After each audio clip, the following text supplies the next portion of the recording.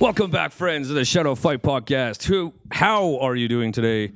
Today's guest, as you can see, old school kickboxing champion. Now, is it Luke the Duke or the Sandman? I remember the Sandman. I know, right? And okay, do you want to know why Luke Spicer, by the way. Yeah, hey, what's up? So do you want to know, okay, so when I was younger, we were fighting all the time, not against each other, but 2000-ish.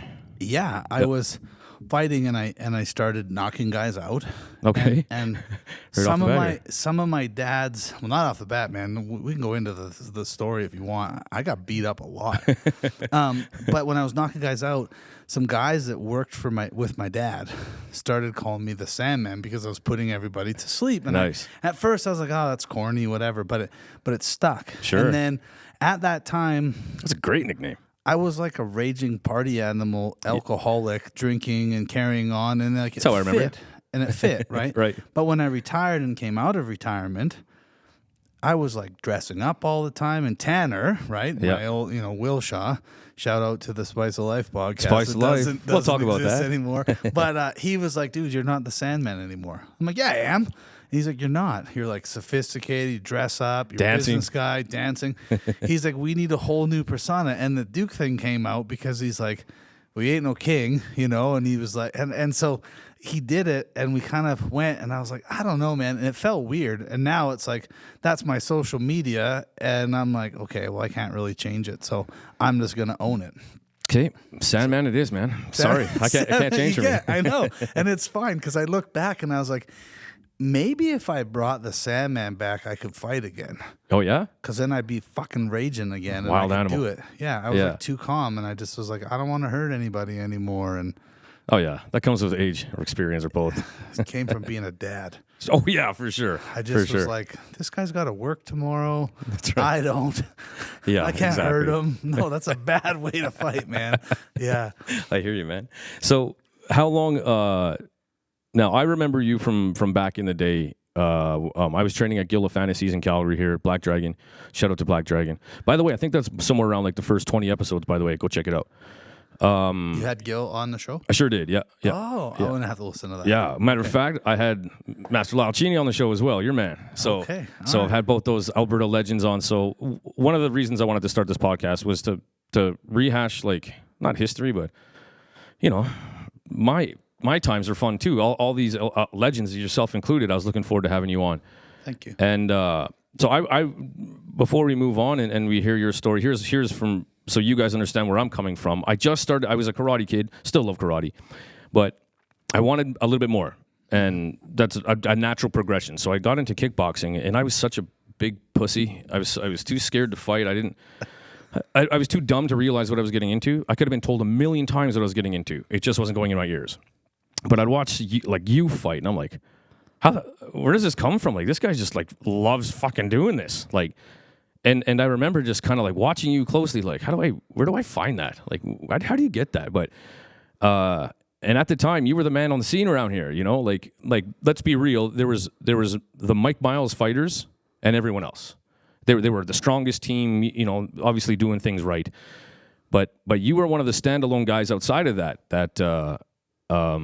It was awesome to watch and lots of fun knockouts, obviously. So tell us where the martial arts thing started for you and the fight career and the resurgence. You came back and gave it another go. Let's hear this. I'm very curious. Yeah, so funny enough, and I'll say this, and I'll come out in the story, but Trevor Desjardins from our gym was also a standalone guy in his weight category. Good call. I found out the hard way fighting him. You fought him? In the Golden Gloves, again, when I should not have been. Oh, yeah, what? Yeah, because there was guys from Mike's gym that Mike was never, that was the thing for Trevor. He didn't grow, because he just couldn't get the fights to get to that, because he was so good. Yeah. And just harder than a coffin nail, that guy. Yeah, he just moved. Like, he just was like, my style in the beginning was like, I can hit you harder than you can hit me. Right. It makes exciting fights. Right. And whatever. And so how my martial arts career and journey started. It never started as a career, but how I got into it is like, dude, I was brutally picked on as a kid. Is that right? And I haven't told a lot, and I always get emotional because I hate bullies. I hear you. And I was picked on really bad in junior high, and that gave me the resilience that you spoke about. Like, you didn't know what it was, and how could this guy? That was what it was. Sure. Because common story. Yeah, and I didn't start martial arts, though, to learn to stick up for myself. It wasn't like that. I just got brutally beat up and picked on all through junior high. And when I went to high school, grade 10, I still played hockey like every kid. I wasn't in martial arts. Kickboxer was the first R-rated movie I saw when I was like 13 years old. Yes. Whenever it came out, like brand new VHS, right? Sure. And I watched it with some older kids.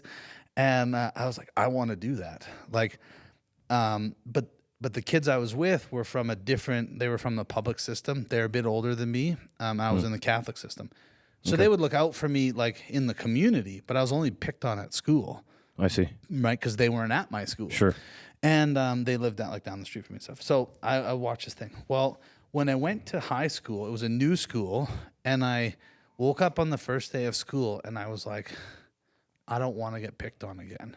And I talked to my dad a lot, right? And I was like, Dad, I'm tired of getting picked on. And he was always this like gentle giant. I'm sure you could say that too. Shout out to your dad. What a savage when he put gloves on. But when I'll talk even later about him finding out stuff as I got older, fighting and meeting different people from fighting.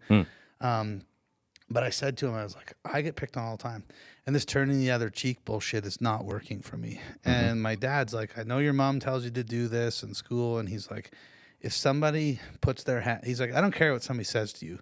Grow up if they're picking on you with names and things like that. He's like, I don't think that's what it is. I'm like, it is, but it's also that they like hit me and stuff. And I'm like, don't hit me. Sure, you know? sure. And he's like, if somebody puts, he's like, their words are one thing, toughen up. But if somebody puts their hands on you, make sure they never put their hands on you ever again. And I was like, what does that mean? And he's like, whatever you need to do to make sure it never happens. If you can do it your mom's way of like talking to them and turning the other cheek, then fine. I'm good, yeah. But if you need to put hands on them, put hands on them. Yeah.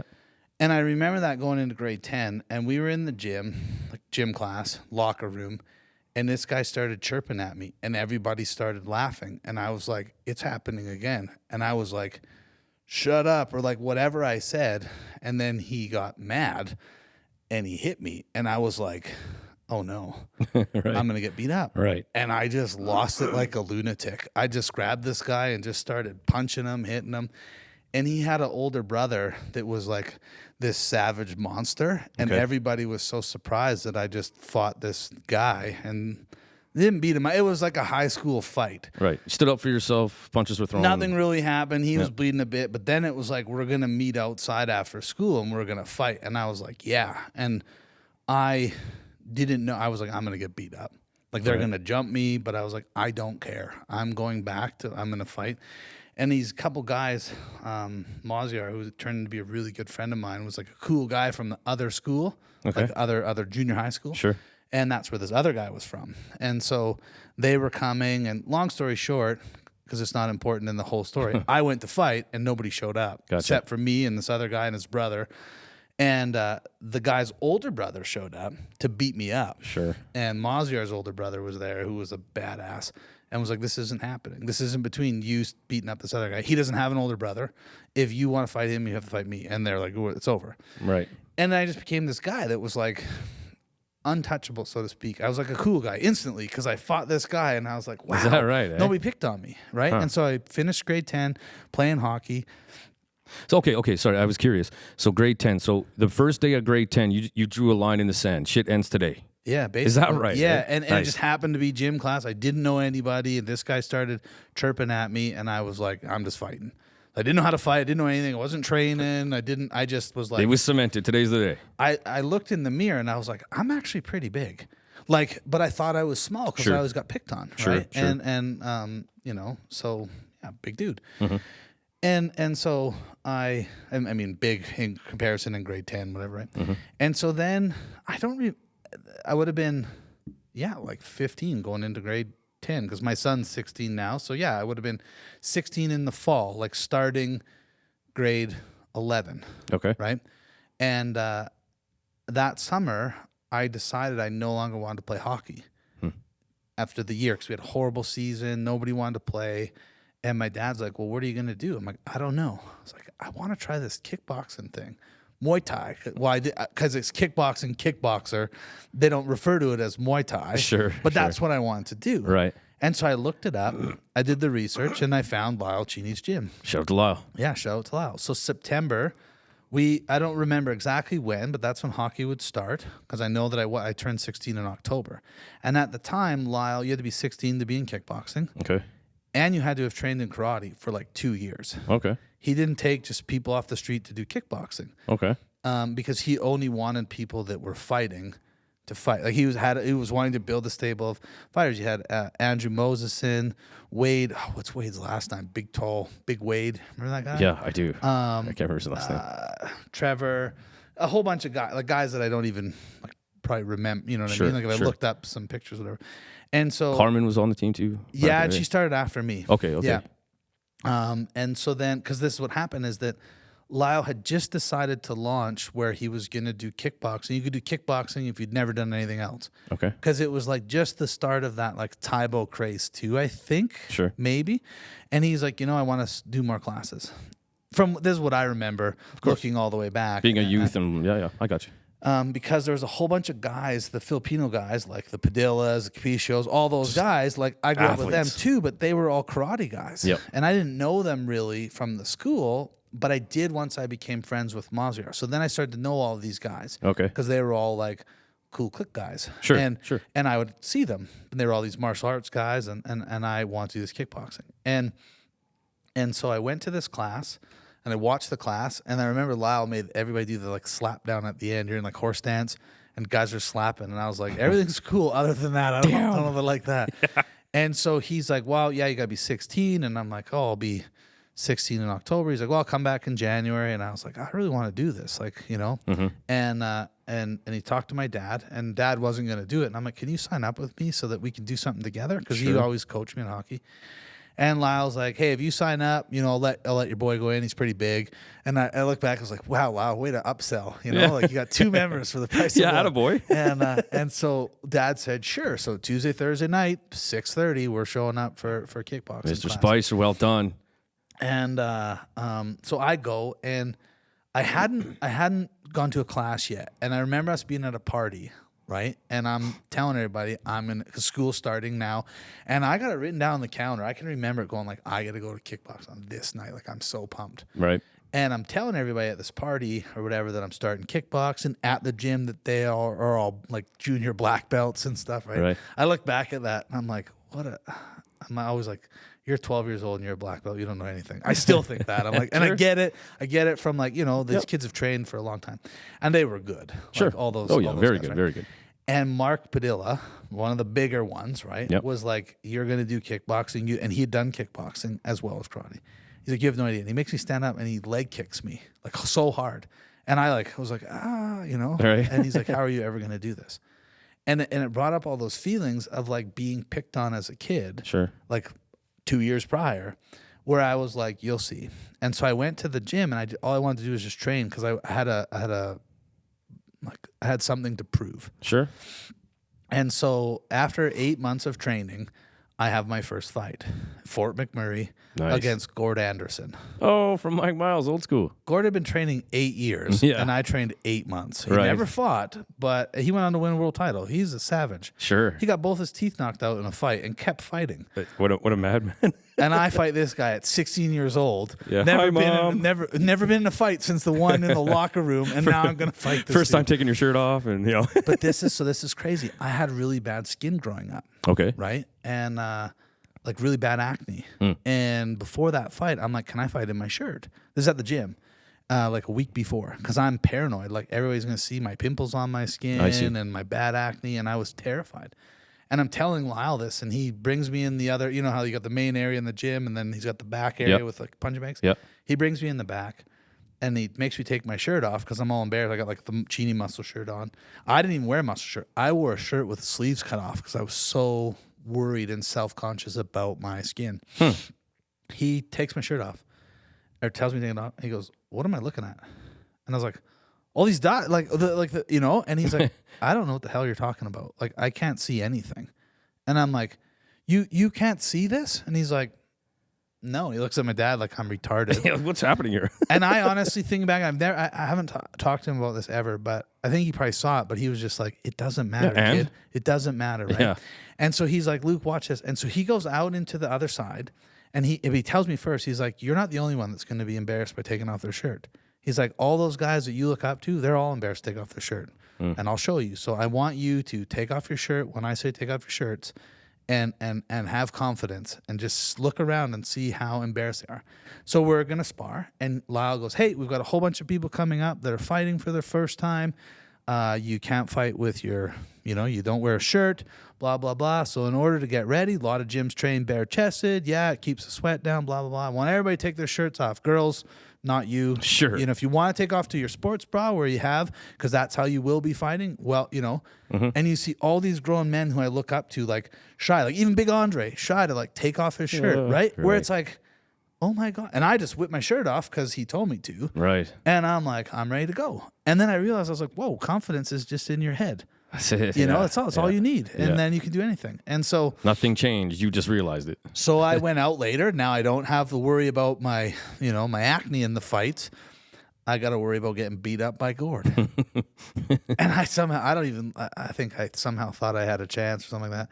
I went 3 rounds, went the distance, and I just remember having the worst headache I've ever had in my life. Sure. I don't remember my body feeling bad, anything, but I was so devastated that I lost. Sure. And I was 16, and they took me to the bar, and I had a beer, and I was 18, and allegedly 16. Allegedly 16, yeah. Shout out to Fort McMurray bars. And I just remember sitting there, like my head hurt so bad. I remember crying in the change room because I'm devastated that I lost. Right. Not because I lost, but because I was going to have to go back to school, and everybody was going to pick on me. And I was like, you fight the 36-year-old motherfucker. Like, no kidding. You fight him. Look at this. And we would watch the tape. Like, I'd bring in the VCR tape, and everybody would watch this guy, like, murder me at the school, like, wheeling in with a TV stand. Right. And then he's a grown-ass man. And then I lost my second fight. I fought Yuki Tatsuno. Oh, yeah. Me too. Just like an exhibition. Well, it was a fight, right? Yeah.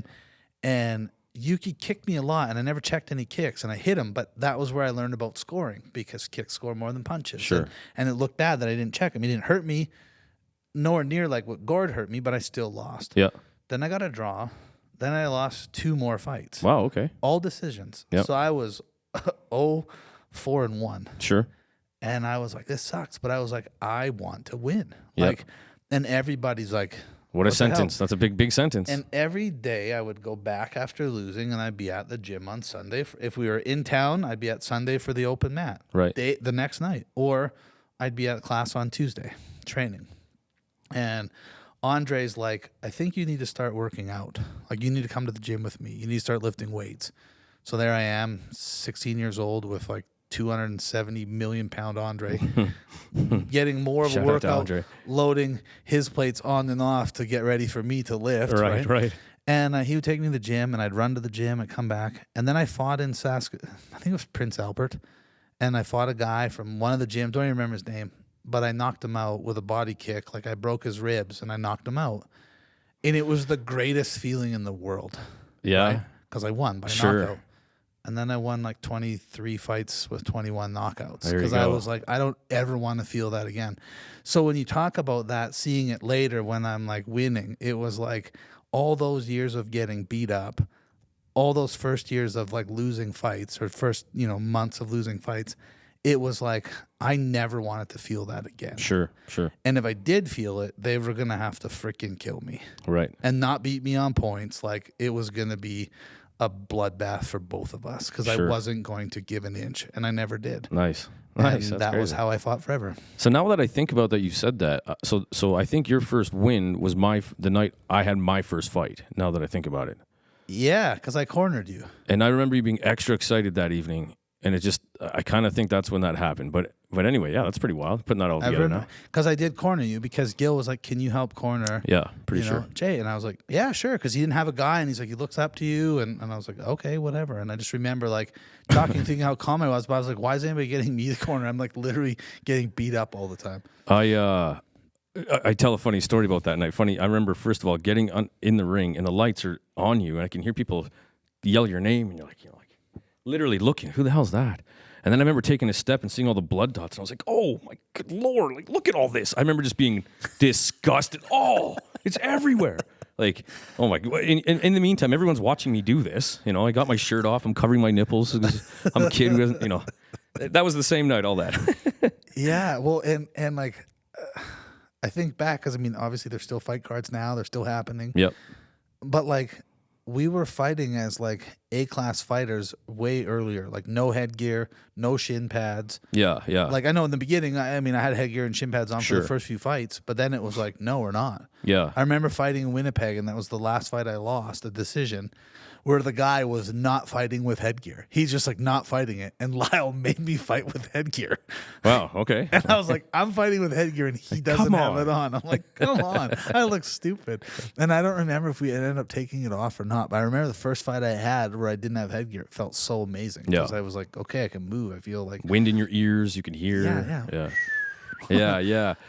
Yeah. And so once I started to do that and fight and win, it was like then everybody, because this was all happening throughout school. And I ended up winning my first Canadian title before we graduated high school. Okay. So I fought so many times and built up that winning record that I won. And that was when the champ was popular, right? Like ever since it was the champ. Sure. And it was always a joke. And there's all these boxers at our school, right? Okay. And everybody's always talking crap. And Red Deer was a big boxing town? There's quite a few guys. Okay. And they were like tough, and they're always like still today, right? Boxers say that they can outclass all strikers, and like I understand it. Footwork, I'm gonna kick you in your leg and then your face, and you're never gonna beat me with your hands. I don't care. Right. We're the same size. It's never happening. And I proved that by fighting some of Canada's best boxers in the kickboxing ring, right?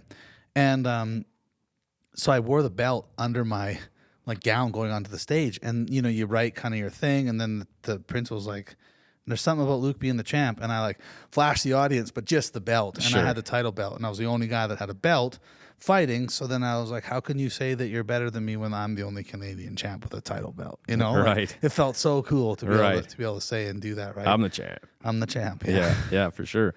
How many Canadian titles did you win? There's a few. You've collected a few, yeah? 4 or 5? Oh God, I think I have 9. 9. Nice. 9 Canadian titles and 2 North American titles. Nice.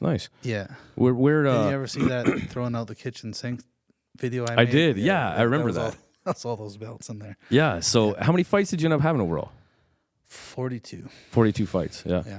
And earlier, so like I remember back in the day too. Like, I don't know if it ever happened. I don't know, but you kind of cleaned out the pool around here, and so I remember, if anything, you fought overseas somewhere. Yeah, I fought in the Philippines. Philippines, that's what it was. That was a wild trip. That was with Jason Jelaine and Scott Clark. Nice. Shout out to those guys. We didn't even have coaches. Just the 3 of us went. Oh, serious? Mike couldn't come last minute. I qualified to go. Nice. Right? So we went. Nice. And we cornered each other. And I was 18 years old. Right. I'd never left the country before. Is that right? No, never. Wow. And yeah, here I am getting on a plane. So sorry about the story, Scott, if you listen, but just before that, Scott Clark and I fought on TSN. Mm-hmm. Oh, yeah. And I beat that's Scott, right? Yep, I remember. On a decision. I still think he beat me, but the judges gave it to me. So kickboxing fight, right? it was modified Muay Thai. Yeah, you're right. I remember that. Because we were kneeing. Because he was just kneeing like, I remember that whole fight. Like he would be kneeing me like for points, and then I would just knee him hard one time. Sure. And like we had a great fight. But I remember then after, when I came down to Calgary, I was staying at his place with his parents, or however it worked out, right? Like, and then we were there for a couple days, and then we flew to like Manila. Okay. And he was just such a dick to me because I beat him, right? Like, and so we went, and you know, we just all bonded. It was funny because Jason was like older than us, right? So he was like the parental figure, taking it really seriously. And we're like, dude, we're still adults. Like, leave us alone. Right. That was a wild trip, though. Yeah, like, I bet. Because it was crazy. How many fights did you have over there? 3. Oh, is that right? Hey. Yeah, I lost a decision to a guy from Germany with 3 German judges in the international competition. Of course. He fought in the final and got just absolutely murked by a guy with a cracked shin. Oof. I fought a guy from England, and I remember this because the only time I've ever been stopped in my career was by Philip Naduga. Oh, yeah. First came to Canada from Africa. Sure. Shout out to Phil. Yeah, and he was training with Mike. Yeah. We never saw him weigh in, and I fought him, and I was like, there's no way this guy and me are the same weight. He's a fucking specimen. Dude, he jumped over me when we touched gloves and kicked me in the back of the head. And I knocked him down. He's the first guy I ever knocked down. I hooked him and he knocked down. And I just remember going like, yeah, bitch, like thinking like, I'm the man. And he like ninja shit, like jumped up. And then I was like, I'm dead. Oh, shit. And I watched the video again. He knocked me out. And as I was falling down, he like went to soccer kick my face, right? Like as I was falling down to like finish me off. And I happened to just grab the rope just to like barely, he missed me. Right. And I remember falling down, getting counted out by John Brack, standing up, shaking gloves and taking off. Yeah, he won, and that's it. Mm-hmm. But the VHS video is like I'm in the ring wandering around for like 25 minutes or something like that, just out of it. No idea. And and so then this guy from England he was another like black dude, and it was like still like in my brain that I was like, this is the only guy that's ever really hurt me, and I'm like, and I knocked that guy out. Oh yeah, nice. And then my very last fight of my career.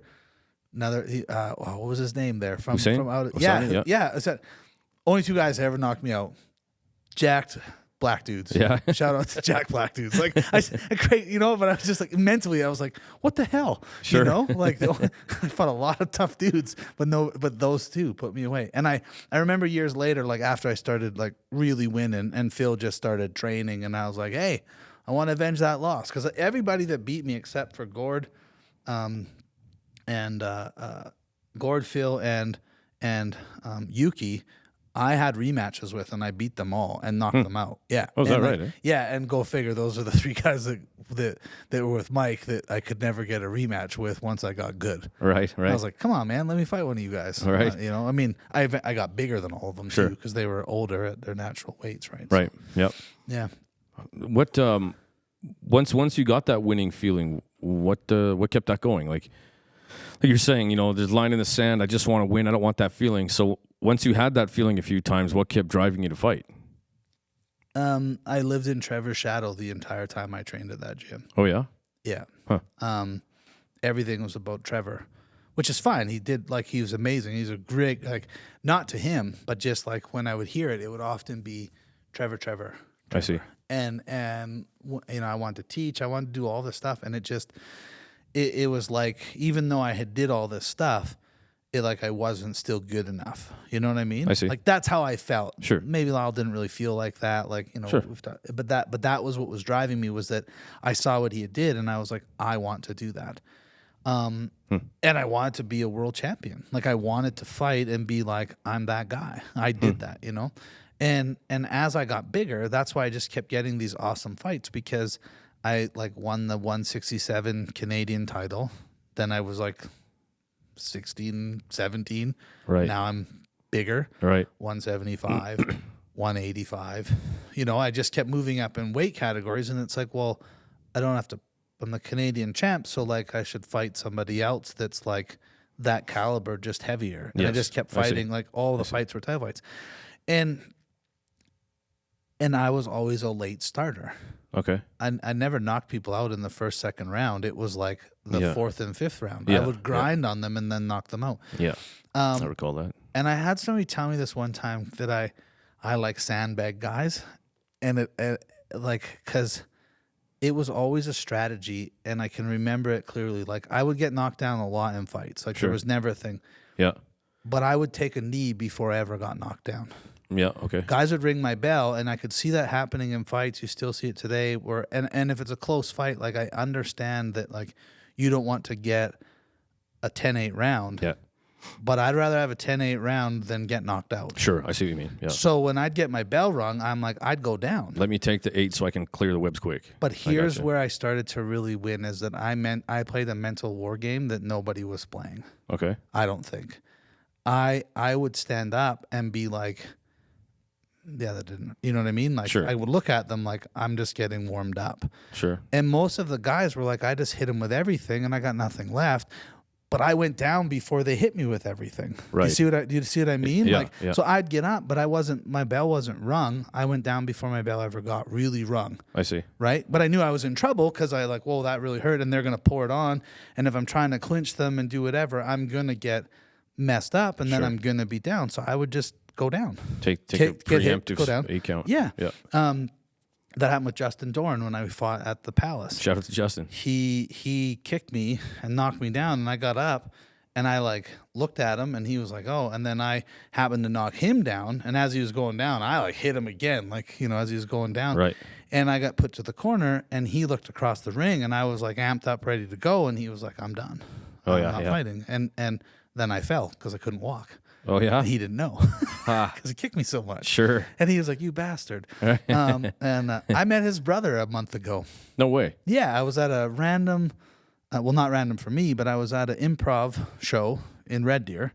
And we shared the improv stage. It was a new thing that I was doing to kind of push my comfort level. Sure. And he's like, I had said something. And he's like, wait, is your name Spicer? And I was like, yeah. He's like, you beat my brother up. And I go, who's your brother? like in the ring or on the street? And are we good with that? And Right. he's like, yeah, it's Justin. And then I looked at him and I was like, they look like the same, Yes. but I didn't clue in. And I was like, no shit. So selfie, and I texted it to Justin. Nice. And he's like, where the hell are you guys? So shout out to Doing Justin. improv. Yeah, doing improv. So Nice. yeah. What out of the first part before you kind of took a break and had a comeback, can you give me the three I don't want to say top opponents, but maybe like what are the 3 fights that come to mind? Shane Andreessen, and the guy in I don't remember his name, but I fought him on Strikeforce down in California. Okay. Those are the 3 biggest ones. How come? The first one was the guy in Strikeforce. I had my wife at the time, right? I had we were building a house. We were moving in together, getting married. I put on a lot of weight. Like I was like 240. Okay. It was right after I fought Nick Penner, because that's why I put on all the weight, because Andre got hurt, couldn't fight in Golden Gloves as a super heavyweight. Right. And I was a heavyweight at 205, and nobody would fight for the Golden Gloves in Red Deer if I was in it at 205.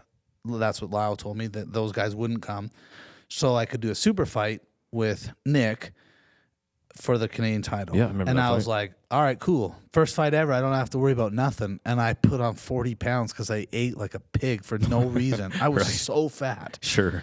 It was the hardest fight I ever had. And that's not what so I won that fight, right? I beat Nick. Yeah. It was crazy because then all these guys that I fought went on to fight in like UFC and all this stuff. Right, and I'm like, right. what the hell? Whatever happened to me? Like, why? But it's because I retired. Sure. And so anyway, so then I'm doing this fight and I get a call from Lyle. Hey, I know you're busy. You haven't been in the gym a lot, but I got a fight for you. You got to be like 198 pounds in like 4 weeks or 5 weeks. Boy. Fat And camp. I'm 240, Lyle. That's the way. He's like, you haven't heard me out. It's on Strikeforce. It's in San Jose, and you're fighting a guy from Trevor's gym because Trevor moved down there. And I was like, no Trevor's way. cornering the guy. He's like, no, he's just training there. And but you got to see Trevor. And I was like, I'm in. Sure. And I hung up the phone. I looked at my fiance. Well, yeah, my fiance. And I'm like, I'm fighting in California in 5 weeks, and I need to lose 40 pounds. And I did the cabbage soup diet for 2.5 weeks straight. Oh yeah. And I ran every day, trained. I lost 42 pounds or whatever like that There in you 4 go. weeks. Nice. Stupid. Dude, don't ever do Sure. that. Just That turns was into a dumb. fat camp. It was awful. And I won. And so, again, I'm fighting this guy, and everybody's yelling at me, "You suck, white boy!" Right? And, yeah? And I was like, "Oh yeah!" And I knocked this guy clean out. Like, Nice. And it was so funny because we used to have like those white and black like Chini tracksuits. Yep. And I show up at the weigh-in, and Trevor's wearing the tracksuit, but he's been training with this guy for like a year. Right. And the guy doesn't. We walk in, and Trevor's talking to this group, and we walk in. And Trevor walks over, and the guy looks at the tracksuit, looks at me, and he's like, "What the hell, Trev? What the hell?" I get sandbagged here. He's like, "I've been training this guy since he was a kid, and I'm cornering him." He's like, "Dude, you can't give him any secrets." And Trev looks right at me, and he's like, "I don't have to give him any secrets, dude. I'm not gonna tell him anything. Right. You're in trouble." And I was like, "Yeah, mental warfare." And so we fought, and I beat the guy, and it was good, and everybody's cheering for me. But that was what drove me through all those later fights. Was I was always fighting in cities where I was like either the underdog because I was always fighting somebody that should have beat me, I see. or I was fighting a hometown guy and everybody hated me. Sure. And I just wanted to make people love me. Like, why Right. can't people love me? You know? And so I want to win the crowd. So I like to fight for the crowd, and the crowd amped me up. Like I'm the guy that trained that was like weak in the gym because I would always train to get better. I didn't care about being the best in the gym. I see. I wanted to work on what I sucked at. Sure. So I would get beat up lots in the gym. Yeah. But then fight night come and I would always shine. Where other guys That's when they would fall apart under the lights. Yeah. Right? When the chips are down, that's when it only matters. And so then Shane Andreessen from BC, right? You know that guy? Yeah. Yeah. He was like he's one of Canada's top boxers for years, right? And they just wanted to get him more ring time. So they just put him into kickboxing fights so he could just beat up kickboxers. Here's how you round kick. Now go. And he was beating up everybody because he didn't care about any kicking, punching, or kicking, kneeing. He just would like cut off the ring and pummel them in the corner. Sure. And he fought in Calgary one time, and I remember Lyle turning around and goes, "You're fighting him." And I fought him in Red Deer, and I was like, "I'm gonna murder this guy," Right. Because I could kick and everything, Yep. and Confidence is high. I couldn't kick him the same way because he was just in weird angles. Gotcha. And he hit so hard, like punching. Is that right, Because I've eh? been kicked hard, but never punched like that. Sure. And I still beat him because he wasn't kicking. Yeah. Yeah. And so, like, 'cause we always talk about that because it was a decision. I won. And then we fought again, and that's why I said Shane twice, because then we fought in Vancouver, the P&E grounds. Nice. And Wesley Snipes was there No way. filming one of the Blade movies. Shout out to Wesley Snipes. And I never thought I'd say that in my life. no, and so because Samandich was there fighting, and we came out and they had this whole big, to do, right? Like it was a big show, and like we come out, and then when we're done, we're supposed to like exit the ring like another way, win Okay. or lose, right? You just go out the other way so the next fight can come in. Gotcha. Right? You weren't walking down the same way. And so we fought, and I had Devin Neese. He'll make fun if you listen to this. Shout out I to used to have Devin. the frosted tips, but the girl screwed up and dyed my whole hair like blonde. Okay. And this fight was like 2 weeks before my wedding. Oh Right? boy. Okay. So I'd fought in California, and then I'm in a fight in before my wedding, and so I went down there to BC, and he elbowed me in the first round, but we were only fighting modified, so it was a foul. Sure. But he knocked me down. I lost a point, and so did he. It was the weirdest thing. Oh, that's right? weird. Weird. I'm pretty sure, like, and so then I couldn't see out of my eye because my eye was split, like open, my eyelid. I see. And so then for the next 2 rounds, he just pummeled my face because I couldn't see anything coming out of that eye. And we were back and forth. I knocked him down. And in the 5th round, the doctor comes over, and I'm like cut. I was cut under my cheek. I was cut in my eye. I was cut on my eyebrow. Like I'd never been cut that much. Bleeding everywhere. There's like, you look at the fight photos after, and there's like so much blood. My hair looked like it's brown. Right. And the doctor comes in, and they're like talking. They're going to stop the fight. And I'm like, I'm going to lose because you guys didn't stop it when the foul happened. Right. This is bullshit. And the ref came over, and they're like talking and arguing. And the ref is like, we need to, like, come on, you guys are going to make a decision. And I was like, why don't you get out? And while you guys are figuring out what the hell's going on, We'll finish this fight. I'll go fight, and the fight will be over before you guys make a fucking decision. Right. And my dad's like, you could lose your eyes. I was like, I don't care. This is for my Canadian title. If I lose, I want to lose, but I'm not losing it this way.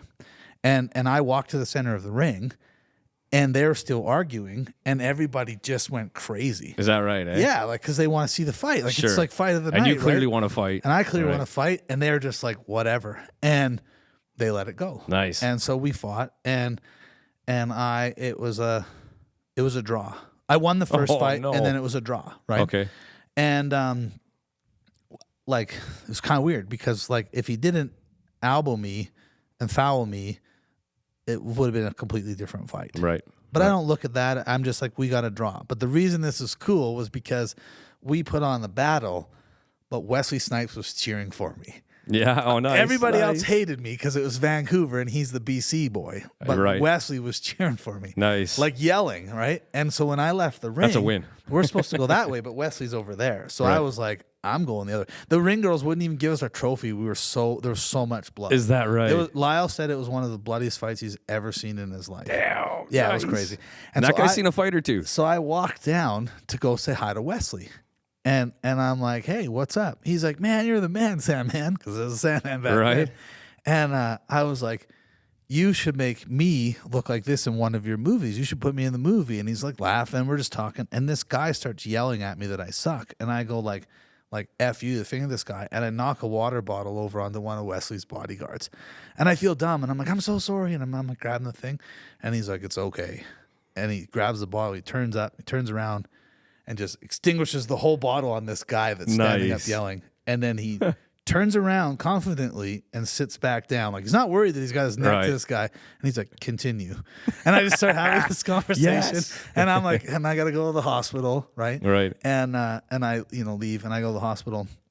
And the hospital was closed, which was weird. So we go to another hospital and I get stitched up. But I phone my fiance and I'm like, hey, I'm just letting you know I got a draw. And she's like, why are you phoning from the hospital? I'm like, you can tell it's the hospital. She's like, what's wrong? I was like, nothing. We collided heads. I have to get a couple stitches above my hair. She's like, we're getting married. I was like, listen, you won't even tell. And I'm like, I'm a mess. Just looking like Frankenstein. Yeah. And so we get back to the hotel. We missed the whole after party. Wesley was at the after party. I never got to see him. I was so bummed, right? Sure. And I go home.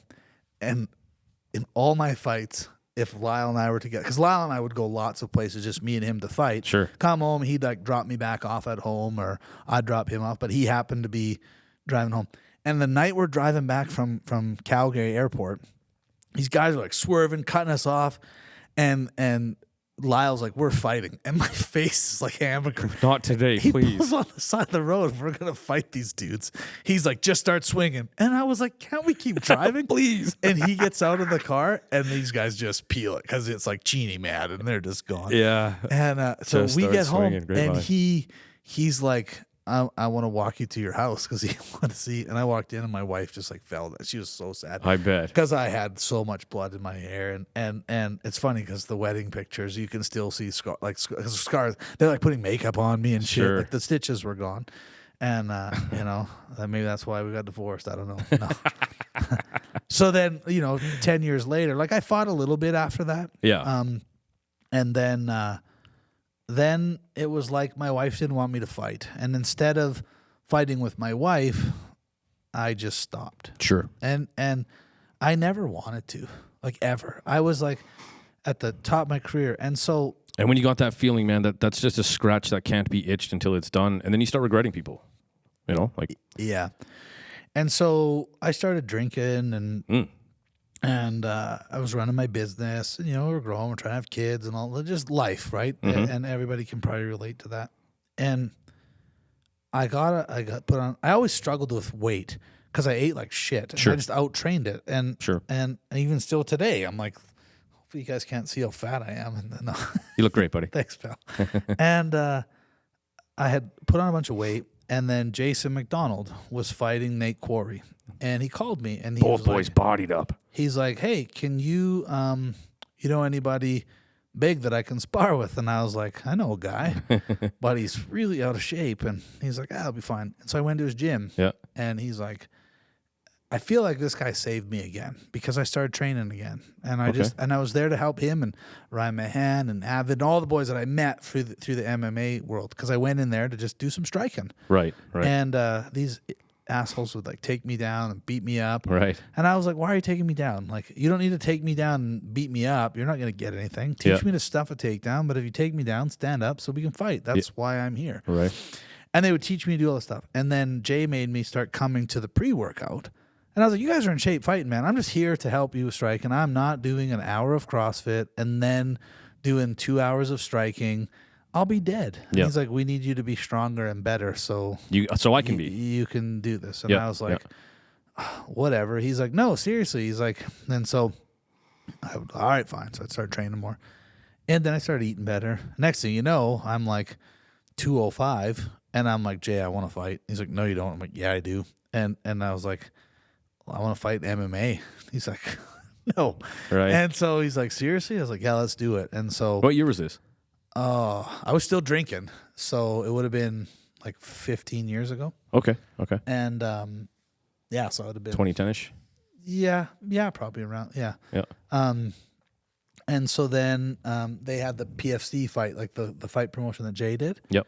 And I fought a wrestler from BC.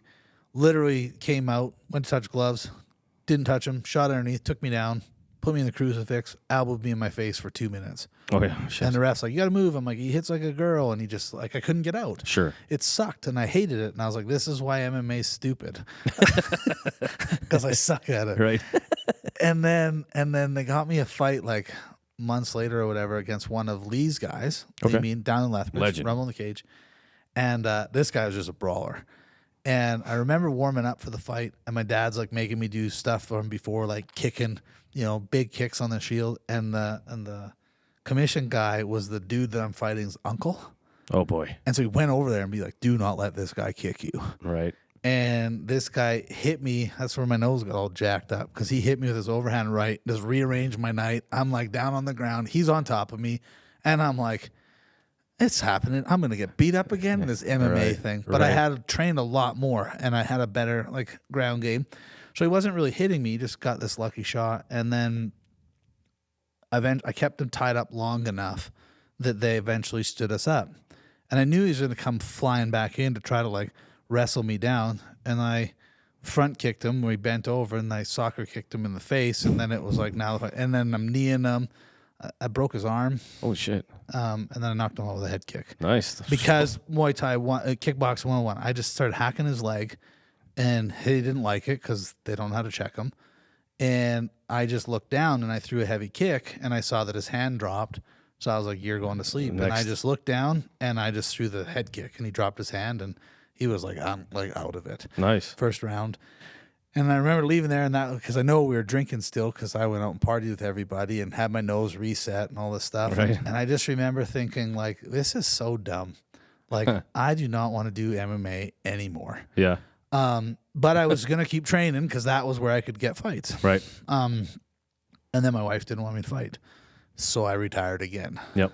And then I got sober and I stopped drinking.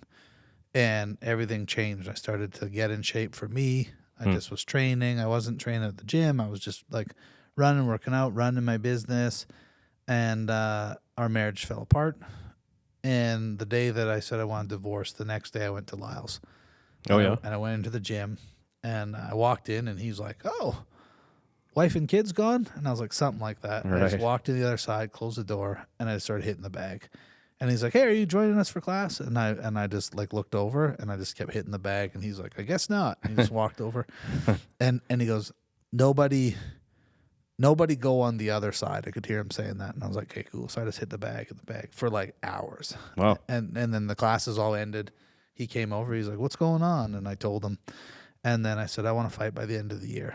Like, I'm coming out of retirement and I've got like one more go at this kind of thing. Yep.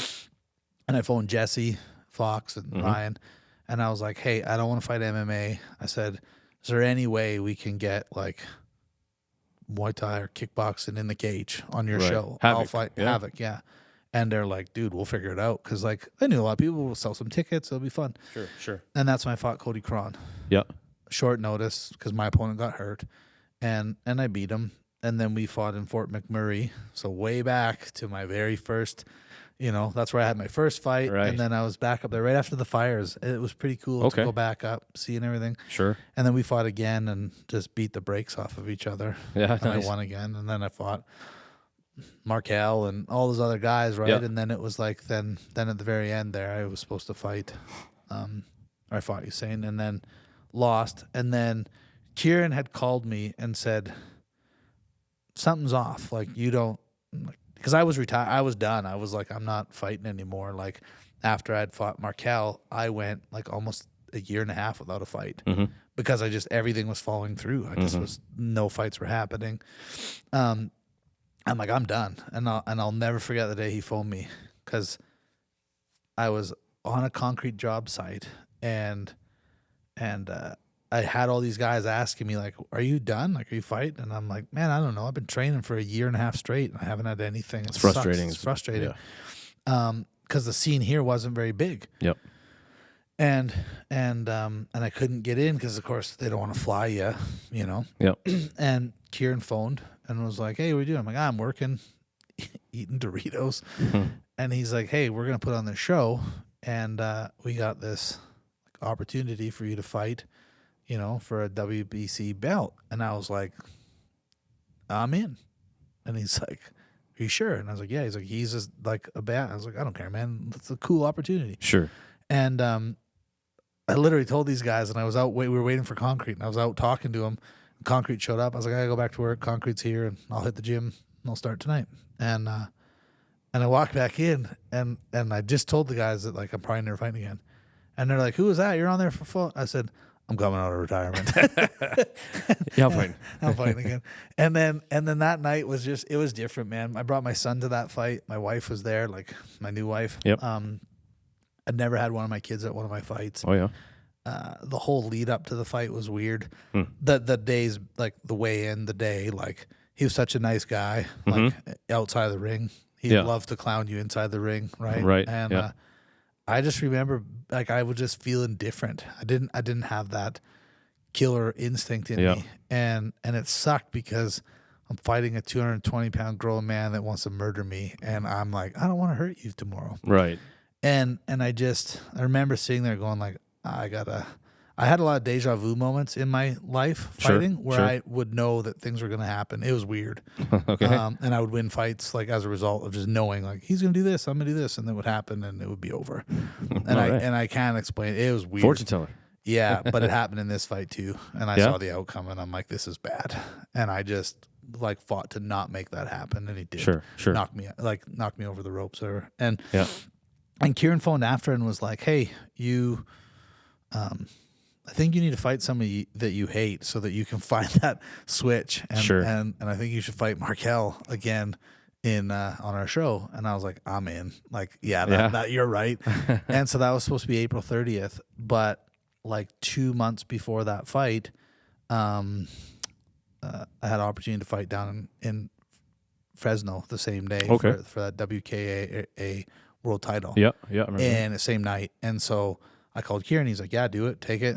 And then the fight never happened because COVID. Sure. And then I knew at that point, I was like, I don't have it in me. Yeah. Like, I just don't. I'm done. I want to be a dad. I want to build my businesses.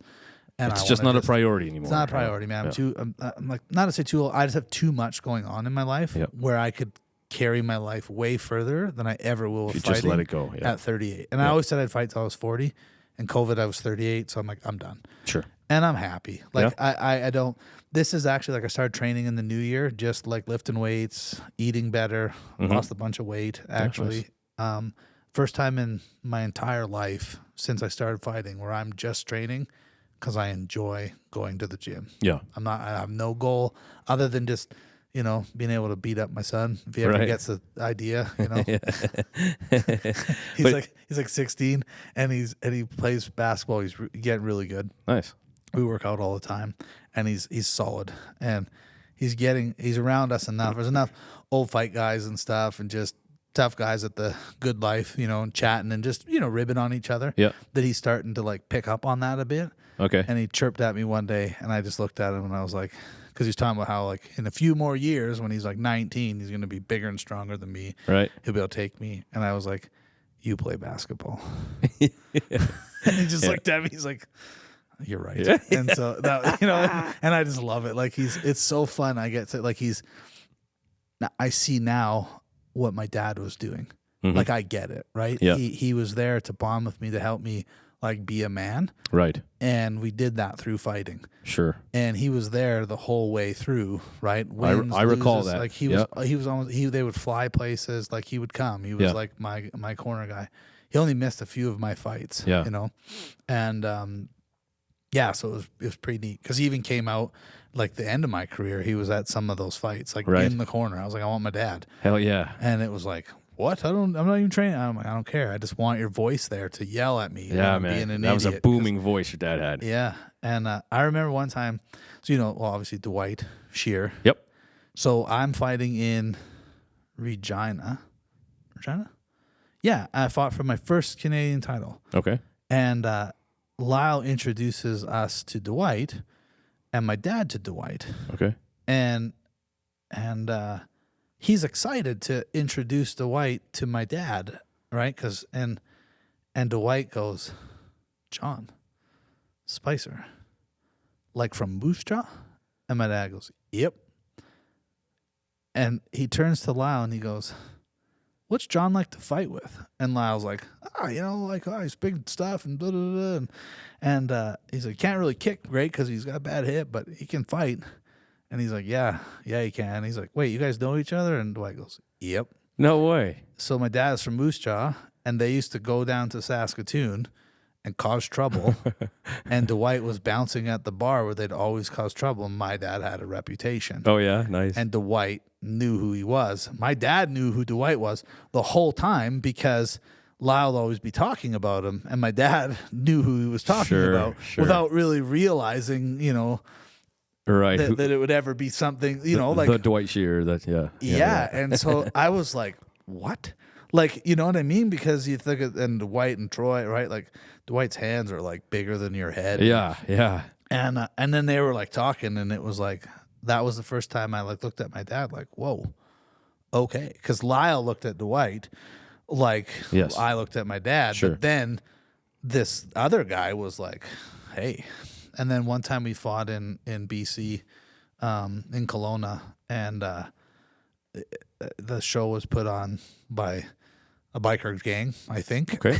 and there was a lot of them there. It was interesting. We didn't know, and we're like, wow, this is an interesting show. And it was a big show, but okay. And I was 18, and I went to the beer gardens after I fought and won, and I'm like, can I buy you a beer? And I turn around, and this guy's like huge, and I was like, yeah, sure, just don't eat me, like kind of joking. And he's a bit, he's biker, and I'm drinking a beer with this guy, and he's like, oh, your fight was really, because it was like only a few of us, Carmen, me, somebody else had kickboxing, and the rest of them were like pancration fights. Okay. So he's like, this guy's telling me like, I really enjoyed watching this fights. We watch guys roll around fight all the time, and this, but yours is like, there's just a different structure to stand up striking. It was really interesting to watch, not just like a brawl, right? Sure. Is how he kind of described it. Mm-hmm. And so we're chatting, and then I hear, you're not old enough to drink. And I turn around, it's my dad, but I'm 18, and it's like we're in BC, but I'm like, whatever. Right. And this guy goes, I'm like, fuck you.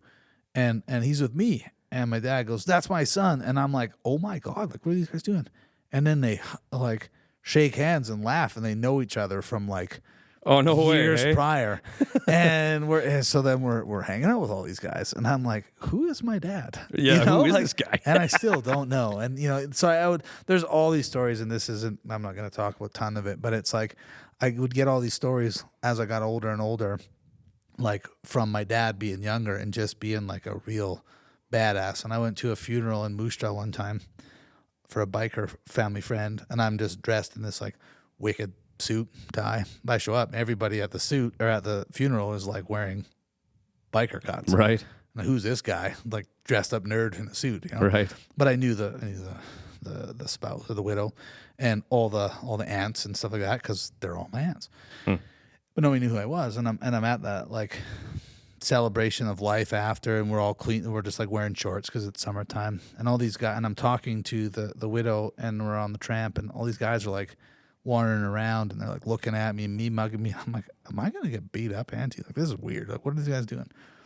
She's like, they're just trying to figure out who you are. And so she turns around, she's like, what's your guys' problem? Like, they're like, we don't know who this guy is, and and she's like, do you remember John Spicer? And they're like, yeah. And they're like, this is his son, and he can fight better than John. And I'm like, and they're like, man, your dad's bad. And and I'm like, who is my dad? I feel like my dad's John Wick or something, and I don't know. Damn right. But it was really neat. Like that was pretty cool, because it was a way that we bonded. And now I see that as like a dad. Sure. I'm like, okay, I'm not living vicariously. And my dad wasn't living vicariously through me, but he was just like, he wanted me to be a man. Yep. Right. And I want that for my boy. And I want him to be a good man that knows how to take care of things and doesn't, have to deal with crap. And so it's like, I'm doing my part to make sure that he doesn't get picked on like I ever got picked on. Stuff like that, right? That my dad just probably didn't realize it was as bad as it was when it was. But then once I started fighting, then it wasn't bad anymore. There you go. There you go. Yeah. I got to shut her down here in about 5-10 minutes here, but I have a couple questions for you. Yes. Now that you're on the other side of fighting and you have all this experience, took some time off, came back, had some more, what are the 3 pieces of advice that you would give? I wouldn't say, well, I'll leave it up to you. Maybe fighters who are just starting to get into it, or how about fighters who are already in the thick of it and maybe something planning afterwards? What's some advice you could give to people about when you're done fighting? Well, I think while you're fighting, you should work on something that you can do after. Sure. I built like multiple businesses while I fought. Is that right, hey? Yeah. And your work ethic in the gym and in the ring is seen by your community. So like people saw how hard I worked. So when they hired me to do stuff, they knew I brought that work ethic everywhere I went. I still do. Like I slept 7 hours this weekend while I was here. Because I worked so much while I was here meeting with clients. And so that's one. A big thing is like know your gym, like, you know, and I don't mean to start gym hopping. But like if you want to fight, find a gym where you have potential to grow. Yep. Not just with the coach, but make sure the coach is like connected to something where you can actually get fights. Sure. Right? Yeah. Some of the coaches, you know, hold that over their fighters, you know, but there's a lot of coaches. You're one of them, you know, Jake Peacock, you know, there's some really solid dudes in this sport, especially around, you know, Alberta. So, you know, if you really want to do it, make sure you can be somewhere at a gym that's going to allow, like I say, get you to it, but like at least have the means to get to it. Right. It's what they do. You come, you train, you fight, and then, you know. It was tough with Lyle because he didn't, you know, he promoted a show, but it wasn't like connected like say Mike was to get his guys like further. Sure. Right. Sure. Yeah. And so that's what I mean. And I mean, I can attribute a lot of the success in my life to Lyle.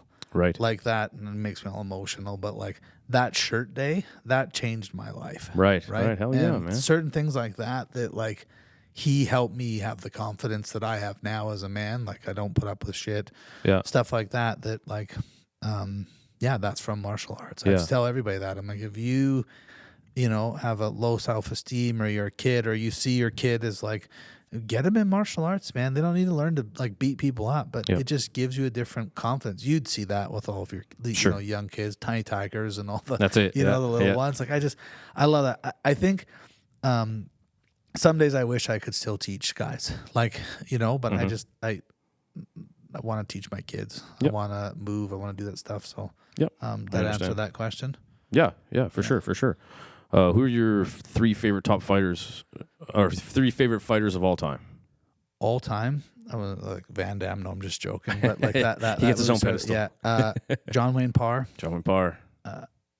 Jake Peacock. Yeah, man, for real. That guy as a coach. Great answer. Don't get me wrong. I get it. No, I know. As a coach. And then, honestly, like, I don't really know. And I know you primed me for that, but I was like, there's so many. Sure. And that's the thing. Like, how about when you were active, who caught your eye? Trevor.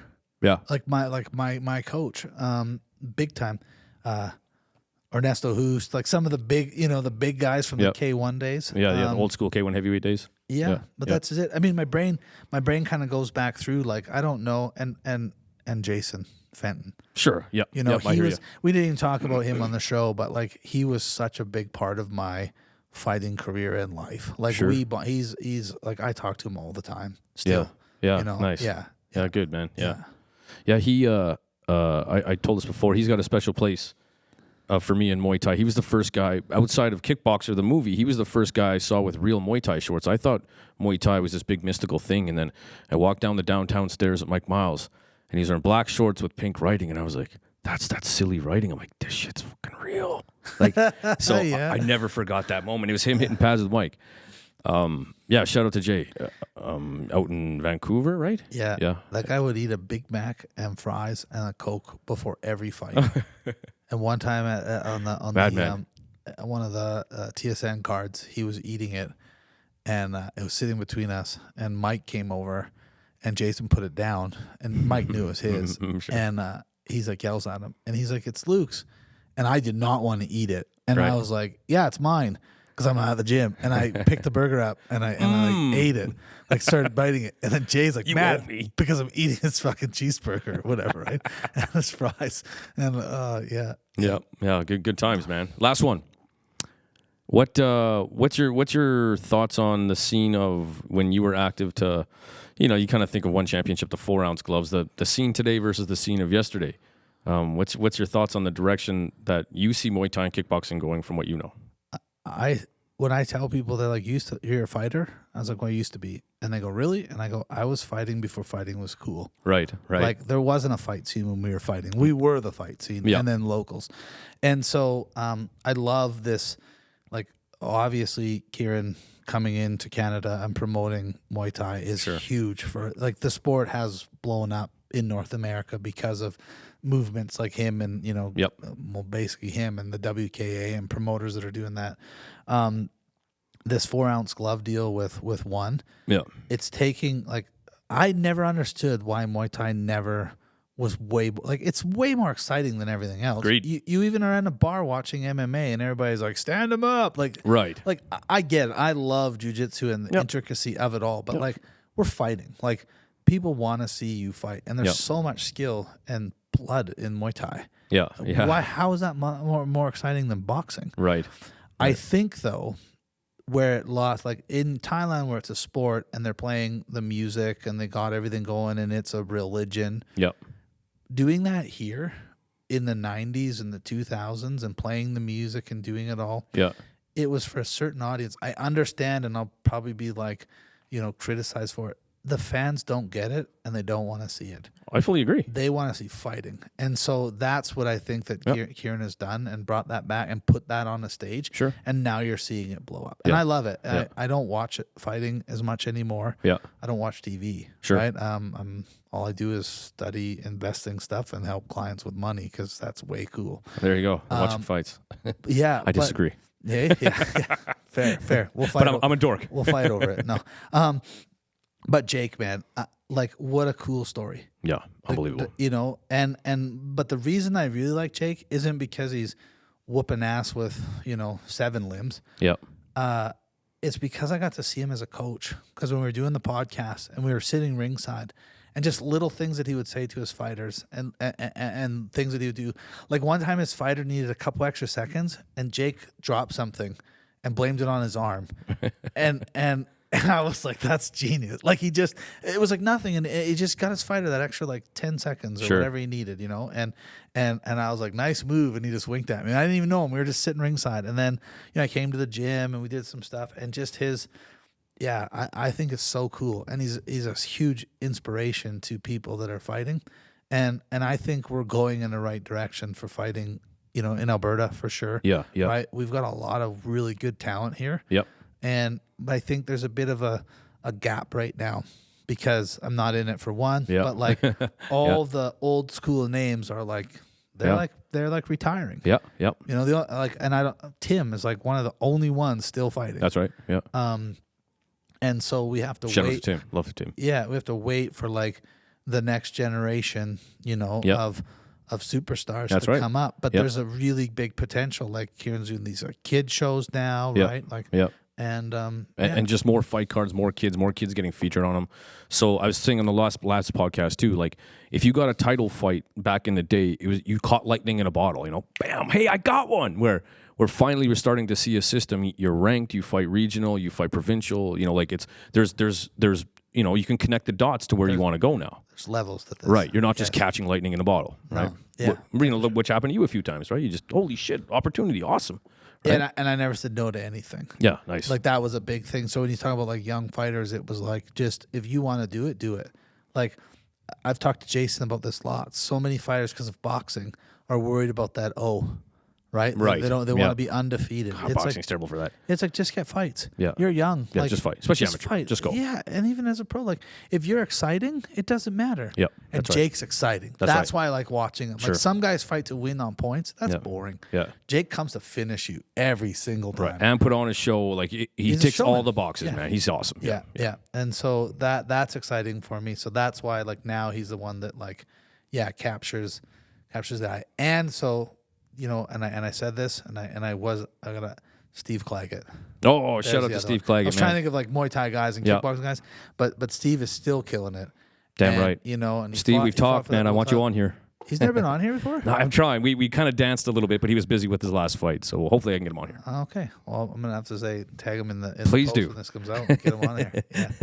Yeah. Awesome, man. Other than that, anything else before we're out of here, man? I appreciate you coming on. Or like me coming on. Sure, and always. checking it out. It was fun. It was nice to take a trip down memory lane. Yeah, you bet, man. Well, I know for the old school fans, it's the Sandman, but it's the Duke_Spicer on Instagram. None of my stuff anymore is about fighting. It's all about investing and learning and how people can invest. And I've been doing that for 2 years.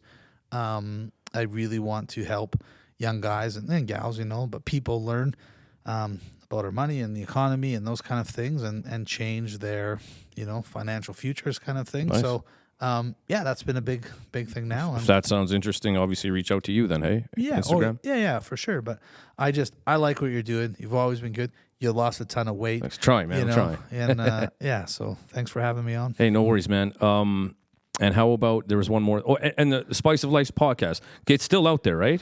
Yeah. Come on, man. Let's plug this. The shows are still out there. I'm not doing it anymore. It's no longer the Spice of Life. It's now called the Final Shot Podcast. Okay. Tanner's still doing it. Nice. But he took a big swing through COVID, right? Yep. Stopped interviewing fighters. He went like, he basically was getting banned. I probably don't even want to say stuff. You'll get pulled off. The Exactly. Radio. No. Yeah. But he So that's what he's doing, and he's not doing it a lot.